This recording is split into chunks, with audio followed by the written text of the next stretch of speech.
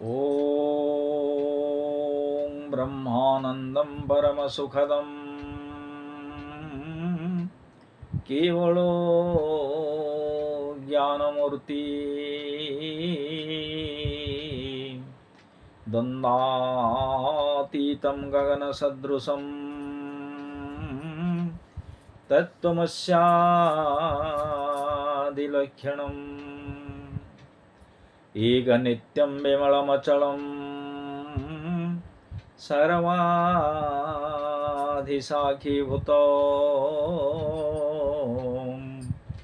भावातीतत्रिगुणरहितं सद्गुरु तं नमामि।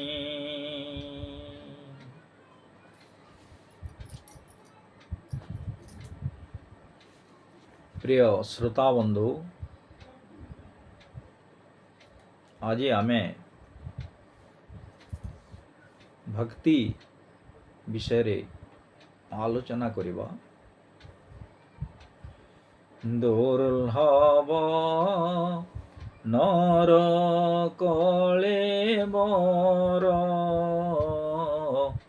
नरक निस्तारण द्वार। मानव जन्म हेउछि दुर्लभ जन्म। 84 लक्ष जोनि भ्रमण करिकरी आमे मानव जन्म लाभ करिछि। केते जन्मर तपस्या फल रे आमे मानव जन्म धरा पृष्ठ रे पाइछे। तेणु यथार्थ रे भागवत रे कहा जाइछि दुर्लभ नर कलेवर नरक निस्तारण द्वार। नरक रु रक्षा पाइबा पाई केवल आमर ए मानव माने ही नरक रु रक्षा पाई पारिबे। मानवेतर प्राणी से माने इति सहजरे नरक रु उद्धार पाई पारिबे नाही। मानव शरीर रे जीव ईश्वरंक दर्शन करिथाए। पशुर स्वरूप ज्ञान नथिबारु से ईश्वर दर्शन करि पारे नाही। परमात्मांक दर्शन बिना जीवन सफल हुए नाही। जीव भोग विलास रे मातिछि, जा फल रे से शांति पाई पारु नाही। शांति लाभ करिवारु से वंचित होचे, कारण भोग विलास मनीष मनरे शांति देई पारिबो नाही। परमात्मांक दर्शन लाभ करिवा द्वारा शांति मिलिथाए। परमात्मांकर नाम नेवा द्वारा शांति मिलिथाए। परमात्मांकर नाम जप करिवा द्वारा शांति मिलिथाए। प्रभुंकर 3 प्रकार दर्शन अछि। प्रथमे साधारण दर्शन। साधारण दर्शन रे आमे भगवान को स्वप्न रे दर्शन करिथाऊ। आमे यदि स्वप्न रे भगवान को देखि देले ताहेले ताहाको साधारण दर्शन कुहा जाए। तत्परे मध्यम दर्शन। मध्यम दर्शन हला मंदिर एवं मूर्ति रे भगवानंकर सत्ता उपलब्धि करिवा। 3 नंबर रे आसीगला हमर प्रभुंकर अपरोक्ष दर्शन। अपरोक्ष दर्शन हला उत्तम दर्शन। प्रभुंकर यदि अपरोक्ष दर्शन आमे लाभ कले ताहेले हमर जीवन सार्थक हो जाए, जीवन सफल हो जाए। वेदांत रे 2 प्रकार साक्षात्कार कथा कहा जाइछि। प्रथमे परोक्ष साक्षात्कार एवं द्वितीय रे अपरोक्ष साक्षात्कार। अपरोक्ष साक्षात्कार हला अहम ब्रह्मस्मि, मु स्वयं ब्रह्म। यही उपलब्धि यदि जा रही गला ताहेले से भगवान अंकर अपरोक्ष साक्षात्कार पाइबो। मो ईश्वरंक ठारो भिन्न नुहे। ईश्वर सबु किछि ईश्वर सर्वत्र विद्यमान, से सर्वज्ञ, से सर्वशक्तिमान। ईश्वरंक दर्शन करे ईश्वरमय हो जाए, से ईश्वरंक परिपूर्ण स्वरूप को अनुभव करे। ईश्वर सर्वव्यापक, से मूर्ति किंबा मंदिर रे सीमित नुहंती। भगवान केवल मंदिर रे नहांती कि गोटे मूर्ति आमे निर्माण करदेले से मूर्ति रे भगवान नहांती। भगवान सर्वत्र विराजमान करंती। मन जोठिकी जाए सेठी ईश्वर दर्शन हेले ताहा असाधारण दर्शन।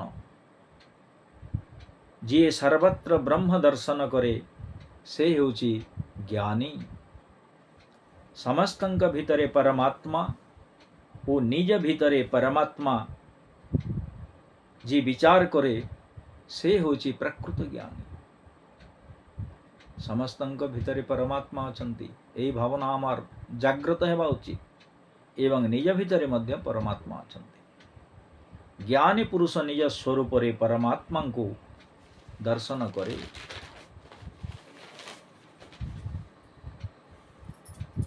श्री कृष्ण लीला को चिंतन करी गोपी माने निज स्वरूप रे परमात्मा को अनुभव करुथिले। सेमाने निजकू कृष्ण बोली भावुथिले ओ सर्वत्र कृष्ण को अनुभव करुथिले। सेमाने कृष्णमय हो जाउथिले। ईश्वर जीव को आपणार करी जेतेबेले निज स्वरूप को दान करंती सेतेबेले जीव परिपूर्ण हुए।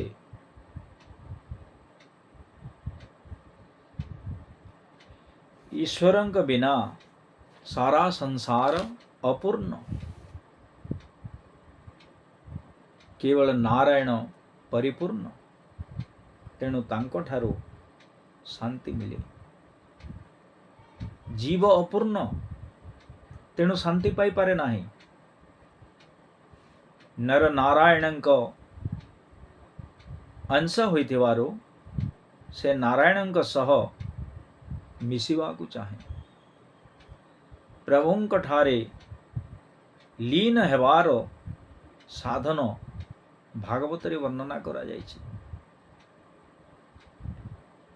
आमे प्रभुंक ठारे किभଳି भावरे लीन हेई परिबा सेही विषय पुंखानुपुंख भावरे भागवत रे वर्णना करा जायछि। यस्वीन्द्रियाणि मनसा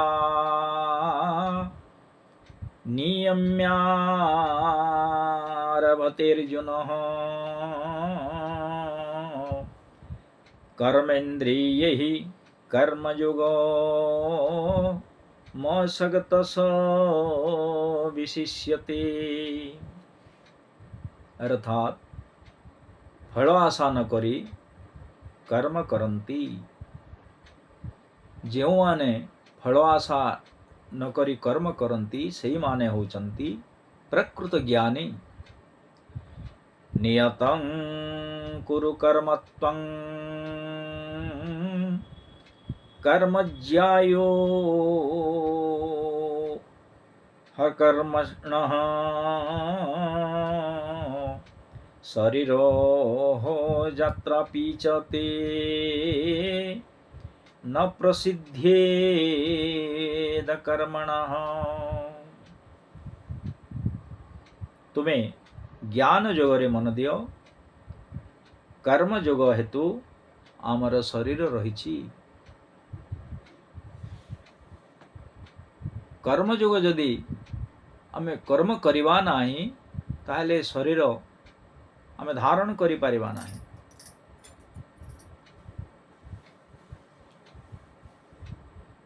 ज्ञान जोग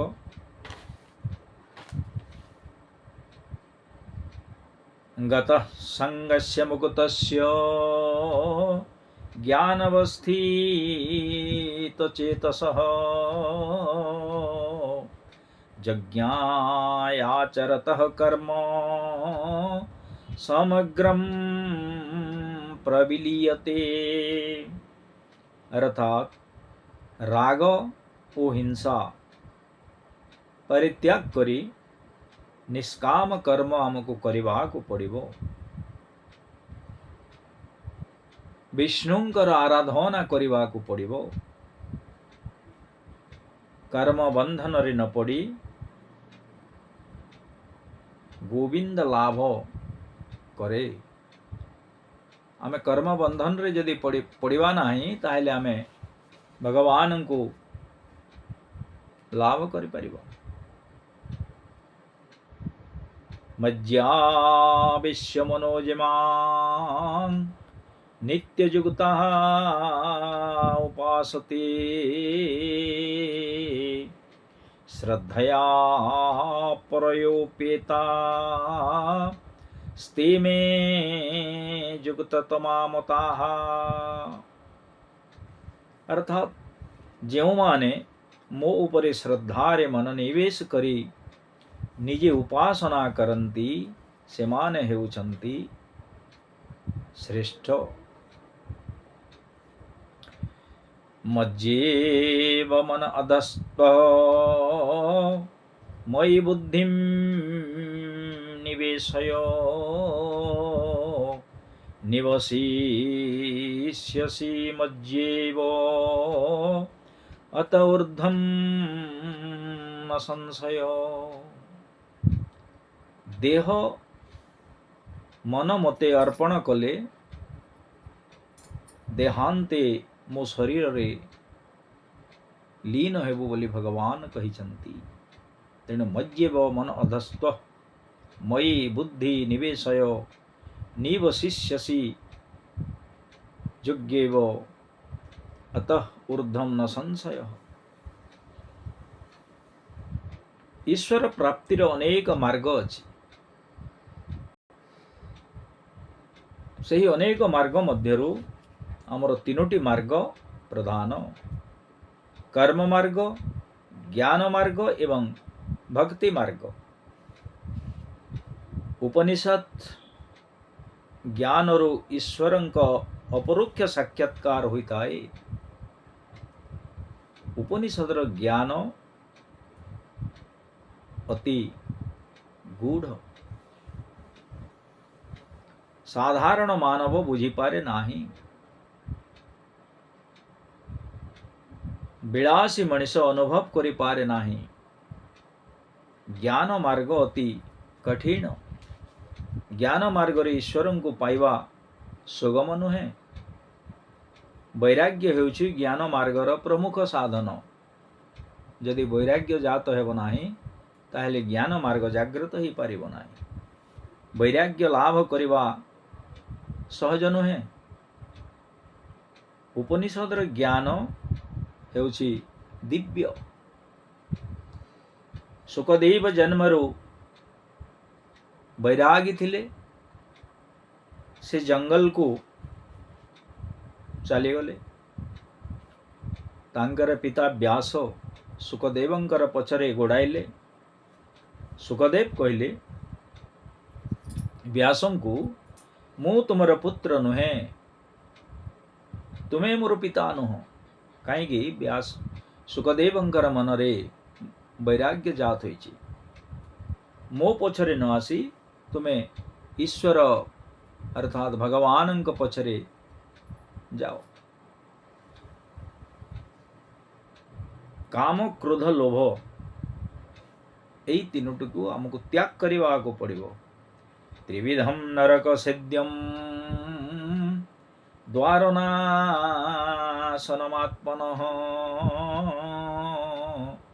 काम क्रोधस्तथा लोभो तस्मादेतत्त्रयं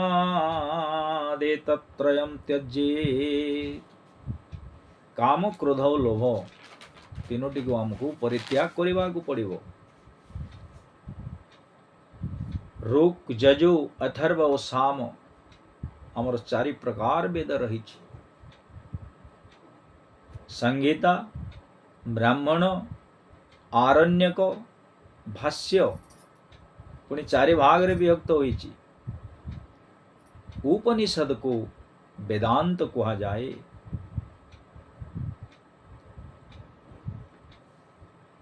तो ये जो आमर वेद रहिला उपनिषद रहिला एगुड़ी को पठन करवा समस्त पक्षरे संभव नुहे, समस्ते पठन करि पारिबे नाही।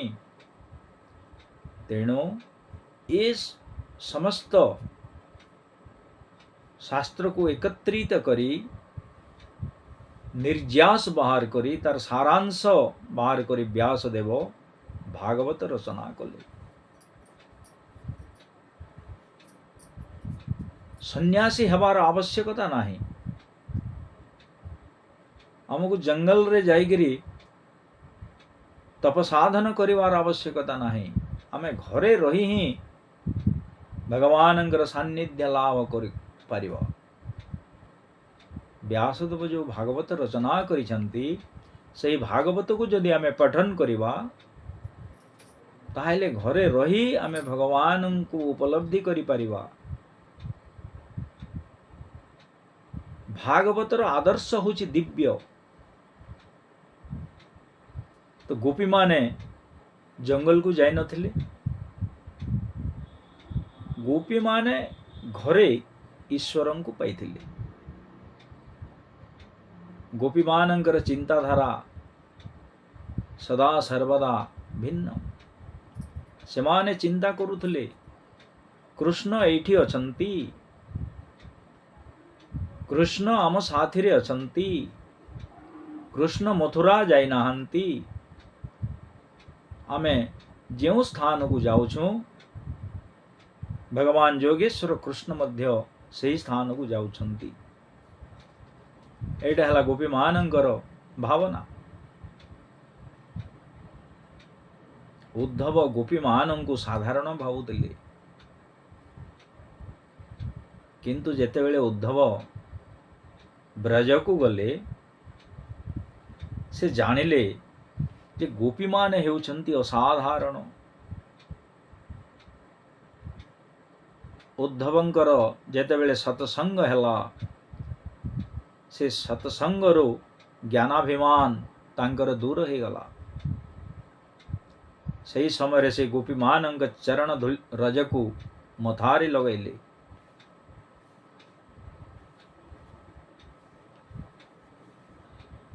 गोपी मानंकर भक्ति हेउछि प्रेम लक्षणा भक्ति। सेमाने घरे परमात्मा को दर्शन करुथिले। विषय सुख प्रति वैराग्य ओ प्रभु प्रति प्रेम भागवत आमको सिखाए। विषय प्रति आमर वैराग्य जात हवा कथा एवं प्रभुंक प्रति प्रेम भाव सृष्टि हवा कथा। भगवानंक सह आमको ये भागवत ही मिलित कराए। भागवत बिना आमे भगवानंक सहित मिलित ही पारिबा नाही। केवल मंदिर रे भगवान अछंती एटा ता नुहे। नाहं तिष्ठामि वैकुंठे जोगिनां हृदयेन च मद्भक्ता यत्र गायन्ति तत्र तिष्ठामि नारद। अर्थात नाहं तिष्ठामि वैकुंठे, मो वैकुंठ रे नाही। जोगिनाम हृदयेन च, जोगी मानंकर हृदय मध्य मु नाही। मद्भक्ता यत्र गायन्ति तत्र तिष्ठामि नारद। मोर भक्त मते जोठारे स्मरण करे मु सही ठारे ही थाए। मु केवल मंदिर भितर थाए नहीं। भगवान को पाइबा को हेले आमे मंदिर को जो दर्शन करवा पाई जाउछे आवश्यक नहीं। आमे भगवान को जो स्थान रे आमे डाकिबा आमे सही स्थान रे भगवान को पाइबा। किंतु आवेलता शून्य हृदय रे प्रेम भक्ति रे आमे भगवान को डाकिबार अछि। भक्ति 24 घंटा करा जाई पारिबो। भक्ति करबा पई गोटे निर्दिष्ट समय नाही।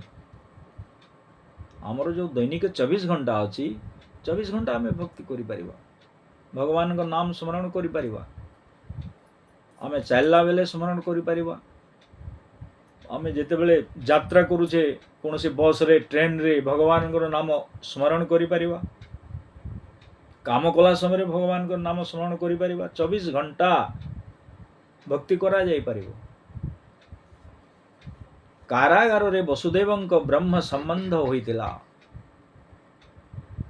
तेणु से बंधन मुक्त हेले, किंतु पुणी माया सहित तांकर संबंध हेला, तत्परे पुणी से बंधन रे पड़ी गले।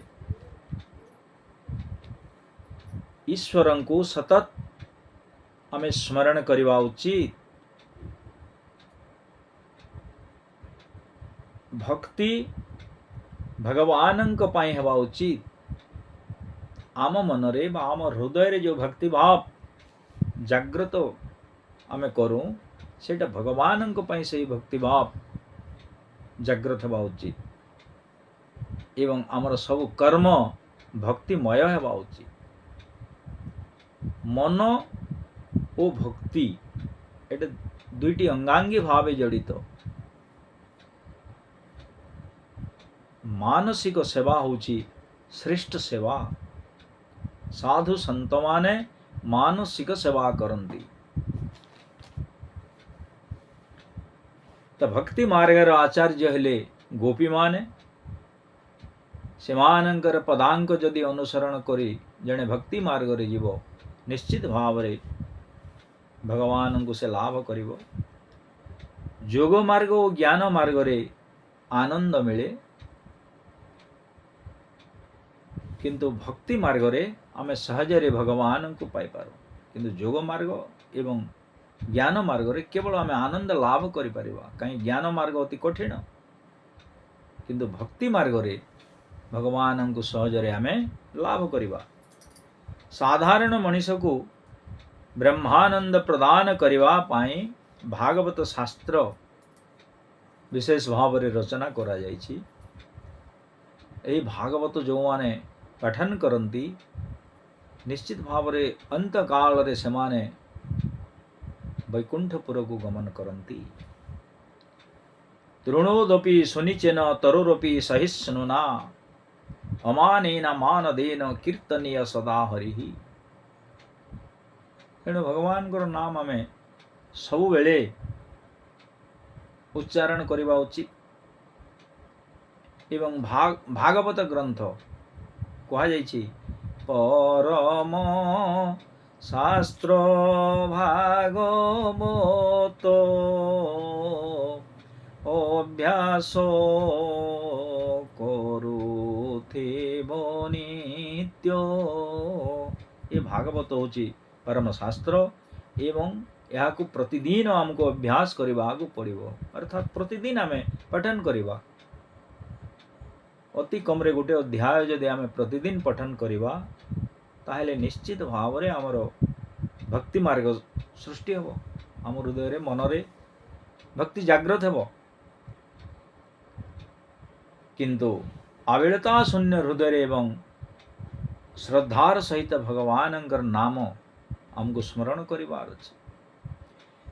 श्रद्धा विहीने तपदान यज्ञादि कले अनुष्ठान असत ए अटे अर्जुन इह पर निष्फल जान अक्षेत्रे बीज जेबे बुणे ताहा मोरई कारणे।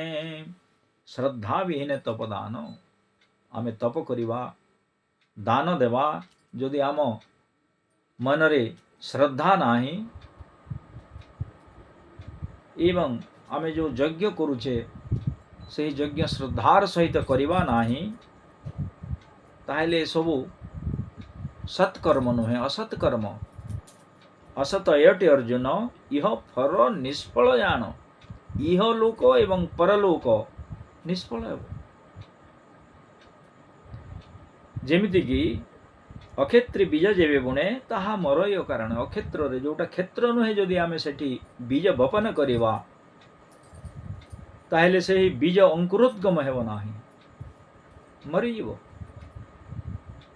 तेणु आमर जो तप दान एवं आमे यज्ञ करुचे श्रद्धा पूर्वक आमे करिवा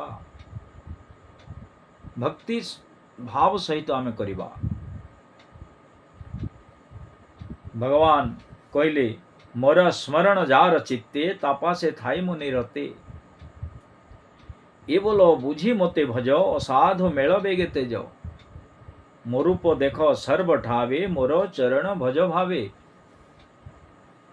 मोर स्मरण जार चित्ते तापासे थाई मु निरते भगवान कहउचंती जे मते जे स्मरण करे मु ता पाखरे थाए ए बोलो बुझी मते भज असाधु मेल बेगे तेज असाधु अर्थात जो माने दुष्ट प्रकृतिर लोक सेमानंकु तिज्या करिवा उचित एवं मोरूप देख सर्व ठावे मोर चरण भज भावे भगवानंकर रूप आमे सबुठारे जदि उपलब्धि करिवा सही स्थान रे ही भगवान प्रकट हेबे तेणु आमे उपयुक्त भक्ति मार्ग रे जदि जीवा ताले भगवानंकर सान्निध्य लाभ करिवा एवं अंत काल रे भगवानंकर नाम निश्चित भाव रे आमर स्मरण हेबो एवं आमे वैकुंठपुर प्राप्ति हेबा ओम पूर्णमदः पूर्णमिदं पूर्णात् पूर्णमुदच्यते